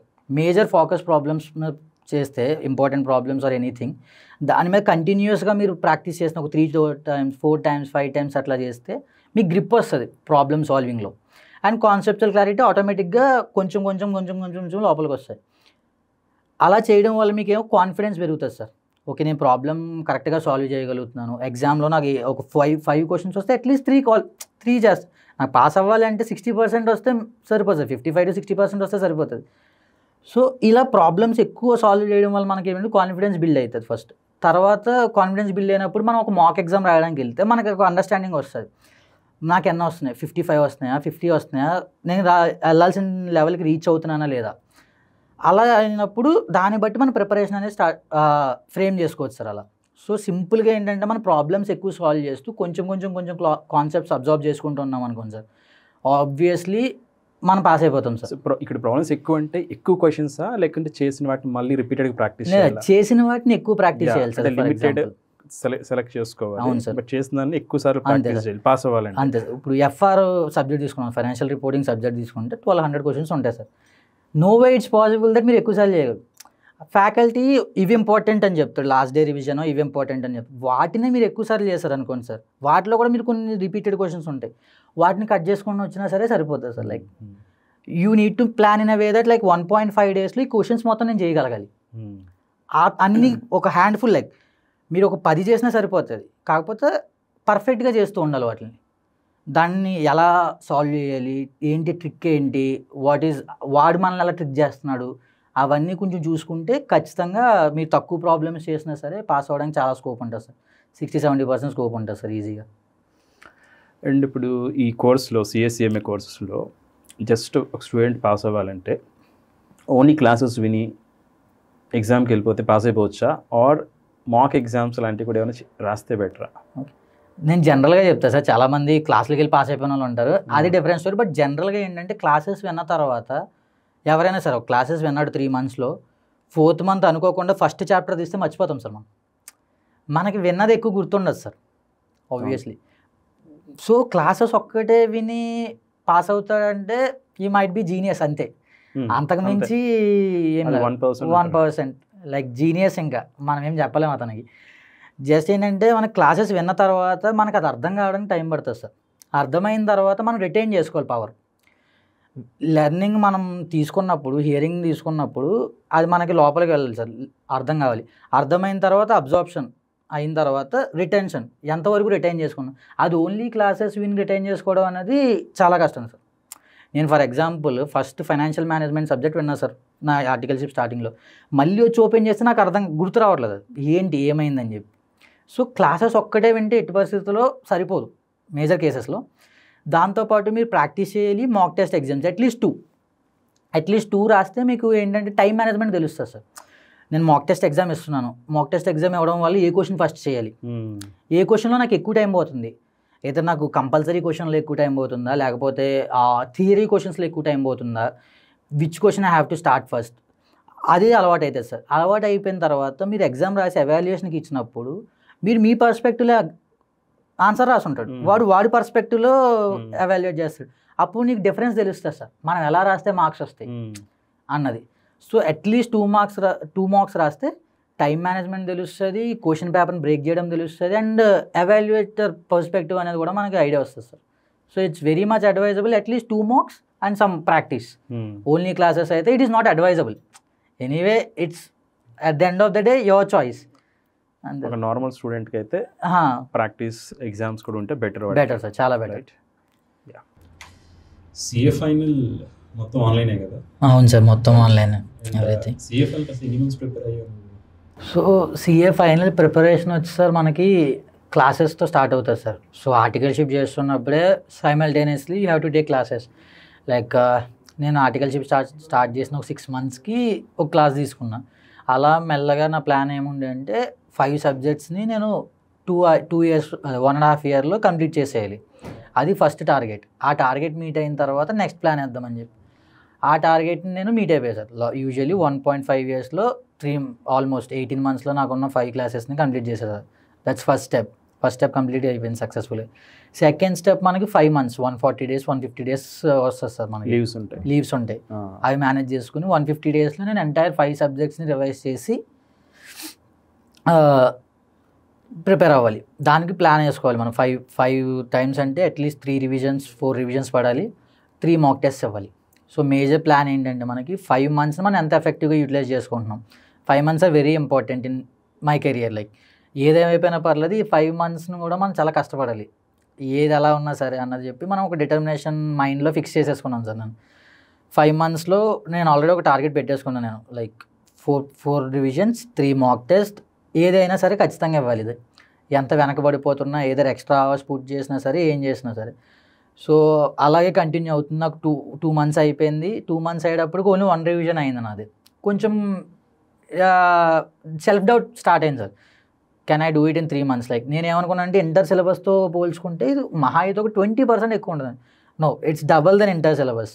లైక్ నేను అప్పుడు నాకు అర్థమైంది స్పీడ్ పెంచాలి, నేను వేస్ట్ చేయకూడదు, టైం వేస్ట్ చేయకూడదు, స్పీడ్ పెంచాలి అని చెప్పి నా స్టైల్ నేను కొంచెం మార్చుకున్నా సార్. నెక్స్ట్ 1.5 months ఇంకొక రివిజన్ అయిపోయింది. నెక్స్ట్ 1 month 1.5 months ఉంది నాకు. ఆ లోపు 2 revisions ఆల్మోస్ట్ 4 revisions. నేను 4 revisions చేశాను and 3 mock tests simultaneous. Like 1 revision అయిపోగానే ఒక మాక్ టెస్ట్, 2 revisionలు అయిపోగానే ఇంకొక మాక్ టెస్ట్, అండ్ ఫైనల్ది మాత్రం 4th revision అయిన తర్వాత ఇవ్వడం స్టార్ట్ చేశాను. ఎందుకంటే నాకు final mock test is very important. నేను ఫస్ట్ 2 మాక్ టెస్ట్లో ఏదైతే మిస్టేక్స్ చేశానో అవి చేయకూడదు ఎట్టి పరిస్థితుల్లో. ఫస్ట్ మాక్ టెస్ట్లో అటెంప్ట్ రేట్ 80, బట్ నేను ఖచ్చితంగా 100 అటెంప్ట్ అవ్వాలి థర్డ్ మాక్ టెస్ట్లో. అందుకని చెప్పి అది 4th ప్రిపరేషన్కి వచ్చేటప్పటికి థర్డ్ మాక్ టెస్ట్ ఇచ్చా. థర్డ్ మాక్ టెస్ట్ ఇచ్చిన తర్వాత డైరెక్ట్ ఎగ్జామ్స్ ముందు ఇంకొకటి 1.5 డేస్లో ర్యాపిడ్ రివిజన్. అచ్చా. సో ఆర్టికల్షిప్ ఉన్న టైంలో క్లాసెస్ కంప్లీట్ చేసుకున్నావు ఫస్ట్ 2 ఇయర్స్లోనే. 2 ఇయర్స్లో దెన్ ఒక 5 months లీవ్ పెట్టి complete preparation. So final preparation 5 months సరిపోయింది. 4.5 months secure rank, right? Yes sir. ర్యాంక్కి అంటే I mean different, but 4.5 months నాకు సరిపోయింది సార్ ర్యాంక్కి. అండ్ నార్మల్గా ఇప్పుడు CA 4 years కదా మనకి, అన్ని లెవెల్స్ అవ్వాలంటే 4 years చదువుతూనే ఉండాలా? లేదు సార్, అది చాలా misconception sir. CA students only చదువుతూనే ఉంటారు అన్నది చాలా బిగ్ మిస్కన్సెప్షన్ అది. సో బేసికల్లీ ఫౌండేషన్కి తీసుకున్నారు అనుకోండి sir, you will be in classes for 4 months. అంటే 6 months టెన్యూర్లో 4 months క్లాసెస్ ఉంటాయి. 4 months అంటే 8:30కి వెళ్ళి 5:30కి అయిపోతుంది. మా అయితే ఒక 1 hour చదువుతూ ఉంటారు సార్ అంతే. మీరు మేజర్ స్ట్రెస్ ఎక్కడ చేయాలి last 2 months. 2 months for foundation, like కంటిన్యూస్గా you have to sit for 8 hours 9 hours or 6 hours based on your efficiency చదువుకుంటూ ఉంటే 2 months ఉంటుంది సార్. CA ఇంటర్లో కూడా అంతే. 9 months కోర్స్ పీరియడ్లో మీరు 6 months క్లాసెస్ అటెండ్ అవుతారు. 8:30 to 5:30 ఒక 1 or 2 hours చదువుకుంటారు, లేదా వీకెండ్స్లో చదువుకుంటారు కావాలంటే. ఓన్లీ స్ట్రెస్ చేయాల్సింది 3 months. 2 + 3 5 months ప్లస్ ఒక ఫైనల్కి ఒక 6-7 months అంతే సార్. మ్యాక్స్ 2 years 2.5 years చదివేది. కొంచెం కష్టపడి స్ట్రెస్ చేసి చదివితే సరిపోతుంది సార్. బట్ 2 years చదవాలి అంతే. 2 years ఇంకా అది కూడా వద్దు అనుకుంటే then it's not your course. Like CA అంత ఈజీగా అవ్వదు సార్. CA అయినా CMA ఇంకా ఇదే ఏదైనా సార్ ఇదే ఫామ్లో. ఇంకా మీరు ఇంకా CMA చేస్తే అంత కూడా CMAకి అవసరం లేదు. ఎగ్జామ్ డేస్ చదువుకుని ఒక 1 week ముందు ఎగ్జామ్ డేస్ ముందు చదువుకుంటే ఆల్మోస్ట్ CMA క్లియర్ చేసేది సార్. నైస్. ఇప్పుడు నార్మల్గా CA అయిన తర్వాత అవును sir. 12 lakhs yearly salary work చేసే వాళ్ళు ఉన్నారు, అంటే per month 1 lakh. 20 lakh plus earn చేసే వాళ్ళు ఉన్నారు, 30 lakh ప్లస్ వచ్చిన వాళ్ళు కూడా ఉన్నారు. CA అయిన తర్వాత అందరూ CAs, క్వాలిఫికేషన్ సేమ్, బట్ ప్యాకేజ్లో అంత డిఫరెన్స్ ఎందుకు వస్తుంది? సో బేసికల్లీ 12 lakhsకి చేసేవాళ్ళు ఏంటంటే సార్, నా మిస్కన్సెప్షన్ చెప్తా సార్. నేనేమనుకున్నా అంటే ఫైనల్ క్వాలిఫై అయిన తర్వాత టాప్ ఫర్మ్లో ఆర్టికల్షిప్ ఉంది, ర్యాంక్ ఉంది, అకాడమిక్గా ఎవ్రీథింగ్ ఈజ్ సౌండ్. నేను వెళ్ళి ఇంటర్వ్యూలో కూర్చుంటే జాబ్ వచ్చేస్తుంది అనుకున్నా సార్. అలా అని చెప్పి నేను ఇంటర్వ్యూస్కి వెళ్ళి అటెండ్ అవ్వడం స్టార్ట్ చేశాను. మేజర్లీ 23-24 lakhs ప్యాకేజ్ ఉన్న కంపెనీస్కి they were asking about everything around the world. Like ఇండియాలో ఇన్ఫ్లేషన్ రేట్ ఎంత, ఇంట్రెస్ట్ రేట్స్ ఎంత నడుస్తున్నాయి, ఎకనామిక్ ఫ్యాక్టర్స్ ఎట్లా జరుగుతున్నాయి, యూఎస్లో అట్లా జరిగింది, ఇండియా ఇంపాక్ట్ ఏంటి, నీకు ఒక సిచ్యువేషన్ ఉంది, ఇట్లా జరుగుతుంది. They various scenarios. లైక్ వాళ్ళు ఏమనుకుంటున్నారంటే నీకు మొత్తం ఫైనాన్స్ నాలెడ్జ్ ఉండాలి, ఓన్లీ బుక్ నాలెడ్జ్ ఉండకూడదు, లేదా ఓన్లీ ఆర్టికల్షిప్ ఎక్స్పోజర్ ఉండకూడదు, ఉండాలి అనుకోవట్లేదు సార్. ఎంటైర్ థింగ్, లైక్ మీకు ఇండియాలో ఏం జరుగుతుంది, కరెంట్ మేజర్ గ్లోబల్ ఈవెంట్స్ ఏంటి, మ్యాక్రో ఎకనామిక్ ఫ్యాక్టర్స్ ఏంటి, ఒకవేళ యూఎస్లో ఇంట్రెస్ట్ రేట్స్ కట్ చేస్తే ఇండియాలో ఇంపాక్ట్ ఏంటి, కరెన్సీ ఇంపాక్ట్ ఏంటి, ఒక ప్రోడక్ట్ లాంచ్ చేస్తుంటే ఏమేమి చూసుకోవాలి, like out of the syllabus, out of the box. మనకేమనిపిస్తుంది, ఆర్టికల్షిప్ ఉంది, నాలెడ్జ్ ఉంది, ర్యాంక్ ఉంది, ఏదడిగినా చెప్పేస్తామన్న మోటివేషన్లో మనం వెళ్ళిపోతాం sir. Confidence, over confidence. Only subject పరంగా మనం స్ట్రాంగ్, చాలా స్ట్రాంగ్ సార్. ఇప్పుడు మన సబ్జెక్ట్లో నీకు ట్యాక్స్ రేట్ అంతా ఈ ఇష్యూ వచ్చింది ఎట్లా అంటే చెప్తాం మనం. మనకు వచ్చింది జనరల్ ఒక ఎకనామిక్ పర్స్పెక్టివ్లో, లేదా ఒక జనరిక్ ఒక ఇన్వెస్టర్ పర్స్పెక్టివ్లో కానీ, ఒక బిజినెస్ మ్యాన్ పర్స్పెక్టివ్లో కానీ ఆలోచించడానికి అంత మెచ్యూరిటీ రాదు మనకు అప్పటి. దానివల్ల చాలా అంటే చాలా, నాకు చాలా ఇంటర్వ్యూస్ రిజెక్ట్ అయ్యాయి సార్. 3-4 రిజెక్ట్. మీకు 12 lakhs చేద్దాం అనుకుంటే ఏమో సార్, నీకు నార్మల్గా 10-12 lakhs అయితే వచ్చేస్తుంది. ఏదైతే మీకు ఫర్ ఎగ్జాంపుల్ ట్యాక్స్లో చేద్దాం అనుకుంటే ట్యాక్స్ నేర్చుకుని వెళ్తే వచ్చేస్తుంది, ఆడిట్లో చేద్దాం అనుకుంటే ఆడిట్ నేర్చుకుని వెళ్తే వచ్చేస్తుంది. 20-25-30 lakhs రావాలంటే మాత్రం అకాడమిక్స్తో పాటు సౌండ్ నాలెడ్జ్ ఆఫ్ ఎవ్రీథింగ్, నీ చుట్టూ ఏం జరుగుతుందో కూడా మనం తెలుసుకోవాలి సార్. కొన్నిసార్లు అడుగుతూ ఉంటారు, ఈరోజు మేజర్ న్యూస్ చెప్పు. లైక్ నీకు అవేర్నెస్ ఏంటి, వాళ్ళు ఒక్కటే సబ్జెక్ట్ ఒక్కటే చూడరు సార్ మనల్ని. అది చాలా అంటే చాలా మిస్కన్సెప్షన్ సార్ అది. సో ర్యాంక్, మంచి ఆర్టికల్షిప్, క్వాలిఫికేషన్ కాబట్టి ఇవన్నీ కూడా ఉండాలి. అవును సార్. అదర్వైజ్ 10-12 lakh ప్యాకేజ్లోనే మనం సెట్. అవును సార్, గుడ్ జాబ్ అయితే రాదు.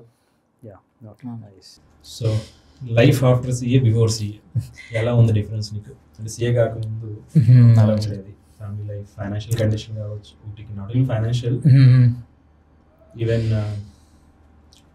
నీకు వచ్చే రికగ్నిషన్ పాయింట్ కూడా లైక్ ఫ్రెండ్స్లో కావచ్చు, కజిన్స్, మెయిన్గా రిలేటివ్స్, ఇంతకు ముందు ఇప్పటికి చాలా డిఫరెన్స్ కనిపించాలి మరి యాక్చువల్గా అయితే. అవును sir. So basically before CA చాలా అండర్ ప్రివిలేజ్లోనే ఉండేవాళ్ళం సార్ మేము. ఎక్కువ రికగ్నిషన్ ఏమి ఉండేది కాదు. ఒక చిన్న ఇల్లు ఉంది అంతే. లైక్ చాలా నార్మల్గా ఉండేది. పెళ్ళికి వెళ్ళామా లేకపోతే ఏదో జస్ట్ మాట్లాడి వచ్చేసామా అన్న టైప్లో ఉంటుంది. ఇది నాన్ ఫైనాన్షియల్గా. ఫైనాన్షియల్గా అయితే ఫర్ ఎగ్జాంపుల్ ఒక 5,000 కావాలన్నా 4,000 కావాలన్నా కోర్స్ ఫీజుకో దేనికైనా సరే బయటికి వెళ్ళి అప్పు తెచ్చుకుని ఎప్పుడన్నా ఆదాయం వచ్చినప్పుడు వెనక్కి ఇవ్వాల్సి వచ్చేది. ఇంట్లో ఇప్పుడు డబ్బులు ఉండేవి కదా సార్ అకౌంట్లో. మా అమ్మ అకౌంట్లో మహా అయితే 200 రూపాయలు ఉంటాయి సార్, 300 రూపాయలు అంతే సార్. మా అమ్మని బ్యాంక్ అతను డెబిట్ కార్డ్ తీసుకోమనేవాడు. మా అమ్మ లైక్ డెబిట్ కార్డ్ తీసుకోవడానికి మీ క్యాన్సిలేషన్ ఛార్జెస్ అయిపోతాయి. నాకు డెబిట్ యూజ్ చేసినందుకే నాకు 200 రూపీస్ పోతే నా అకౌంట్లో ఉండే 200 రూపీస్. అలాంటి సిచ్యువేషన్స్ ఉండే sir. But since I joined articleship దాని తర్వాత నుంచి చాలా మారిపోయింది సార్. మొత్తం అప్పు చేయాల్సిన అవసరం ఉండేది కాదు. ఇప్పటికీ అప్పు చేయట్లేదు. ఎవ్రీ మంత్ మా అమ్మ అకౌంట్లో డబ్బులు పడుతూనే ఉంటాయి. అట్లా నువ్వా? ఆబ్వియస్లీ సార్, అంతే సార్. ఎవ్రీ మంత్ పడుతూనే ఉంటుంది. ఎవరిని వెళ్ళి డబ్బులు అడగాల్సిన అవసరం లేదు. చాలా చాలా మారిపోయింది. పెళ్ళిళ్ళకి వెళ్ళినా ఎక్కడికి వెళ్ళినా రికగ్నిషన్ మారిపోయింది. పెళ్లి సంబంధాలు వస్తున్నాయి. నార్మల్లీ చెప్తా ఉంటారు కదా సార్. ఎందుకంటే ఎంటైర్ బ్లడ్ లైన్లో no one is a chartered accountant. రిలేటివ్స్లో కానీ ఎక్కడా కానీ ఎవరు చార్టెడ్ అకౌంటెంట్ లేరు. And people think like the chartered accountant చేయడం అనేది చాలా కష్టం. ఎవడో చేయలేడు. చేస్తే నీ దగ్గర డబ్బులు తప్ప ఇంకేం ఉండవు అనుకున్న నోషన్లో ఉంటారు వాళ్ళు. సో దానివల్ల మన రిలేషన్స్ అనేవి చాలా పెరుగుతాయి సార్. ఫైనాన్షియల్గా ప్రాబ్లమ్స్ లేవు. లేదు ఇప్పుడు ఇల్లు కూడా ఒకటి రినోవేట్ చేపిస్తున్నాము. అన్నీ అప్పులు మొత్తం తీరిపోయినాయి సార్. ఏం లేవు. అంతా చాలా పీస్ఫుల్గా ఉంది. నెక్స్ట్ పెళ్ళి లేదు సార్, నా పెళ్ళికి ఇంకా చాలా టైం ఉంది. నైస్. నువ్వేమన్నా చెప్పాలనుకుంటే నీ స్కూలింగ్లో నీకు బికాస్ నీ స్టడీస్లో friends or family or relatives or anyone నీకు అకాడమికల్గా కావచ్చు ఫైనాన్షియల్గా సపోర్ట్? సో బేసిక్గా 3 people స్టాండ్ అవుట్ నాకు. సో మేజర్లీ సిఏ పరివార్ అని చెప్పి ఒక ఎన్జిఓ ఉండేది సార్, డాక్టర్ సంజీవ్ కుమార్ సింగల్ అని చెప్పి. He'll sponsor students, merit students from under privilege background. Like మీ ఫ్యామిలీ ఇన్కమ్ ఒక 3-4 lakhs కన్నా ఉంటే he'll sponsor you entire course fees. Like for only CS students అందరికి? For only CS students sir. Is a chartered accountant, normal council member కూడా. అతను ఏంటంటే ఎవరైతే under privileged people ఉన్నారో వాళ్ళకి సపోర్ట్ ఇస్తారనమాట. ఆయన ఒక ఎన్జిఓ రన్ చేసి ఇప్పటి వరకు 250-300 స్టూడెంట్స్కి ఈ గేవ్ సపోర్ట్. లైక్ ఒకవేళ మీరు ఢిల్లీలో ఉంటాడు ఆయన ఢిల్లీలో ఉంటే మీకు అకామిడేషన్ కూడా ఆయన ఇప్పిస్తారు. లైక్ మేజర్ మీకు పుష్ అప్ ఇస్తూ ఉంటారు అనమాట చదువుకోవడానికి. ఆయన చాలా ఇంపార్టెంట్ రోల్ ప్లే చేశాడు. నేను ఎప్పుడైనా నేను కోర్స్ ఫీజు కడదాం అనుకున్నా సరే ఎప్పుడైనా సరే వాళ్ళు చాలా సపోర్టివ్గా ఉన్నారు. వన్స్ నేను క్వాలిఫై అయిన తర్వాత కూడా నాకు ఒక ల్యాప్టాప్ కూడా ఇచ్చారు వాళ్ళు. So is a very good person. ఎప్పుడైనా అవసరం అయితే ఎప్పుడైనా నాకు అవకాశం దొరికితే నేను పే బ్యాక్ చేయడానికి ట్రై చేస్తాను. అండ్ రెండోది ఫ్రెండ్స్ సార్. నా చుట్టుపక్కల ఉన్న వాళ్ళు ఎప్పుడు కూడా లైక్ వాళ్ళు బయటికి వెళ్ళిపోతున్నారంటే నన్ను డిస్ట్రాక్ట్ చేయడానికి ఎప్పుడు ట్రై చేయడం కూడా ట్రై చేయలేదు. ఎందుకంటే నా చుట్టూ ఉన్న వాళ్ళకి నేను ఎలా ఉంటానో వాళ్ళకి తెలుసు సార్. నా సిచ్యువేషన్ ఏంటి, ఫ్యామిలీ బ్యాక్గ్రౌండ్ ఏంటి మొత్తం తెలుసు. వాళ్ళు ఎంత కోఆపరేట్ చేస్తున్నా, నేను చదువుకుంటున్నా అంటే వేరే రూమ్కి వెళ్ళి పడుకుంటారు వాళ్ళు. నేను చదువుకున్నా అంటే కనీసం ఏమీ చేయరు వాళ్ళు. సో ఎటువంటి డిస్టర్బెన్స్ కూడా కానివ్వదు సార్. అండ్ థర్డ్ది apart from my mother, my maternal grandfather. So ఆయన కూడా నాకు చాలా సపోర్ట్ చేశారు. డిస్ట్రాక్షన్స్ కూడా ఇస్తూ ఉంటారు. ఆయన భయపెడతా ఉంటారు, అవ్వదు కష్టపడాలి అని చెప్పి. బట్ అదొక రకంగా మోటివేషన్. లైక్ అవ్వడానికి నువ్వు సాధించడానికి చేయాలి. ఎందుకంటే ఆయనకి చాలా భయం సార్, నేను ఏమైపోతాను ఏంటి అని చెప్పి అని చాలా భయం ఆయనకి. సో ఆయన కూడా చాలా పెద్ద రోల్ ప్లే చేశాడు. ఆయన ఓ రిజల్ట్ వచ్చినప్పుడు ఆయన మీద ప్రాంక్ చేశాను నేను ఫస్ట్, ఫెయిల్ అయిపోయా అని చెప్పి. లేక ఆయన కొంచెం బాధపడ్డాడు. బట్ నిజంగా అల్టిమేట్గా నిజం చెప్పాల్సి వచ్చింది. చాలా సపోర్ట్ ఇచ్చారు నాకు. ఇప్పుడు ఎన్జిఓ అన్నావు కదా, అవును సార్. అది నార్మల్గా ఏ లెవెల్లో సపోర్ట్ చేస్తారు? లైక్ ఫైనల్కి వచ్చిన తర్వాత సపోర్ట్ లేదు సార్, ఇంటర్ నుంచి ఎనీ లెవెల్ సార్. లైక్ మీరు ఫౌండేషన్ నుంచి కూడా సపోర్ట్ చేస్తారు. బట్ మనం అప్రోచ్ అవ్వాలి వాళ్ళని. అంటే వాళ్ళు ఎలాగ అకాడమిక్స్ చూస్తారా? Academics, purely academics and your family background. Like మీరు ఫౌండేషన్లోకి నుంచి సపోర్ట్ కావాలనుకుంటే +2 మార్క్స్ వస్తారు. ఇంటర్ రావాలనుకుంటే +2 + ఫౌండేషన్. నీకు ఎలా తెలుసు అది? నేను లింక్డ్ఇన్లో చూసా సార్. అది లింక్డ్ఇన్లో నార్మల్గా చూస్తే ఇట్లా ఒక ఆర్గనైజేషన్ ఉంది, we want to support people అని చెప్పి. Only for CS students? CS students, entirely for CS students sir అది మొత్తం. సార్ ఏంటి ఆర్గనైజేషన్ కొంచెం చెప్తే మన వాళ్ళు ఎవరన్నా? సిఏ పరివార్ అని చెప్పి ఒక ఆర్గనైజేషన్ ఉంటుంది సార్. ఓకే. యా, వాళ్ళు ఏంటంటే మీకు ఎవ్రీథింగ్ లైక్ అకాడమిక్స్గా చాలా స్ట్రాంగ్గా ఉండాలి మీరు, లైక్ మీకు అటెంప్ట్స్ పడకూడదు, చాలా క్రైటీరియా ఉంటుంది వాళ్ళకి. అంతేగా మరి, సీరియస్గా ఉండాలి, చాలా సీరియస్గా ఉండాలి. ఎందుకంటే ముక్కు మొహం తెలియని వ్యక్తి మీ మీద ఎందుకు 1 lakh రూపీ ఇన్వెస్ట్ చేస్తారంటే మరి ఆబ్వియస్లీ ఇన్వెస్ట్ చేయాలి సార్. సో అందుకని చెప్పి చాలా స్ట్రాంగ్ ఉంటుంది సిఏ పరివార్ సార్. వెబ్సైట్ ఆన్లైన్లో మనం ఆన్లైన్లో ఉండదు సార్, వాళ్ళని మనం కాంటాక్ట్ అవ్వాలి. లింక్డ్ఇన్లో కాంటాక్ట్ ఉంటుంది వాళ్ళది, ఒక జీమెయిల్ ఐడి ఉంటుంది. ఓకే, వాళ్ళని కాంటాక్ట్ అయితే వాళ్ళు మిమ్మల్ని బ్యాక్గ్రౌండ్ వెరిఫికేషన్ చేసి they will give you assistance. Even మీరు 500 రూపాయలు పే చేసినా సరే రియంబర్స్మెంట్ చేస్తారు వాళ్ళు. Entirely like end to end cost except coaching fees, end to end. మీరు బుక్స్ కావాలన్నా సరే, బుక్స్ కావాలన్నా సరే మీకు ఒక పబ్లికేషన్ హౌస్ ఉంటుంది, వాళ్ళ నుంచి ఇస్తారు. ఇంతకుముందు వీజీ సార్ ఉండేవారు డైరెక్ట్ ట్యాక్స్కి, ఆయన ఉన్నప్పుడు ఆయన క్లాసెస్ కూడా ఇచ్చేవారు వీళ్ళు. ఆయన రిటైర్ అయిపోయిన తర్వాత ఇవ్వడం మానేశారు. వాళ్ళకి ఇంకా సాఫ్ట్ స్కిల్స్ పెంచుకోవడానికి కూడా they will help you. Like బయట ఆర్గనైజేషన్తో టైఅప్ అయ్యి వీక్లీ సెషన్స్ ఉంటాయి సార్ సాఫ్ట్ స్కిల్స్ కూడా. చాలా మంచి ఆర్గనైజేషన్ సార్ అది. Nice. Yeah, thanks Mani. Thank you for inviting me. So 2018 foundation, 19లో ఫౌండేషన్, 5 years, 21లో ఇంటర్, 24లో ఫైనల్, 24 ఫైనల్ అండ్ జాబ్స్. 26లో మేబీ నో మేబీ 26లో ఇంకేం పెళ్ళి లేదు సార్. ఓకే, మంచిగా సెటిల్ అయ్యావు, ఇంకా కెరీర్లో మంచిగా గ్రో అవ్వాలి. ఇదే ఎఫర్ట్స్ కంటిన్యూ చేయి. ఆల్ ది బెస్ట్ అమ్మా. Thank you so much. వచ్చినందుకు థ్యాంక్ యూ.